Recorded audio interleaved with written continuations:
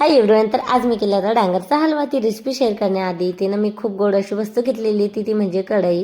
आता ही कढई मी घेतली ती केसांवरती. आमच्या बायकांचं असंच असतं, कसं गळून गळून टक्कल का पडायना आमच्या डोक्यावरती. पण भांडी घेतली की आम्हाला खूप छान वाटतं आणि आमचं ना भांडी म्हटलं की जीव की प्राण असते. आता इथे उडदाची डाळ मी भिजत घातली वड्यांसाठी आणि मार्केटमध्ये आम्ही तिघीजणी निघालो. म्हणजे तिघीजणी, माझी सासूबाई, मी, माझी भाची. इथे ब्लाऊज पीस घेतले आणि मस्तपैकी मंडीमध्ये गेलो. पण तिथे गेलो इतका जोराचा पाऊस सुरू झाला, विचारूच नका. तसंच ओलं चिंब होतं. आम्ही घरी आलेलो, केस ओले होते म्हणून तसेच ठेवले आणि मग नंतर डांगराचा हलवा करायला घेतला. डांगर मस्त फाईन चॉप करून घेतलं, गावरान तुपात परतून घेतलं. इथे काजू, बदाम, इलायची पावडर, साखर टाकली, पाणी टाकलं, सॉफ्ट होईपर्यंत शिजू दिलं आणि सगळं पाणी आटून झाल्यावरच गॅस बंद करून त्यामध्ये दूध टाकलं. आता दोडकीची भाजी केली होती जेवणामध्ये रात्रीच्या आणि इथे वडे तळले होते उडदाचे आणि भाजी ओली होती म्हणून किचनवरती सगळी पसरवून ठेवलेली होती.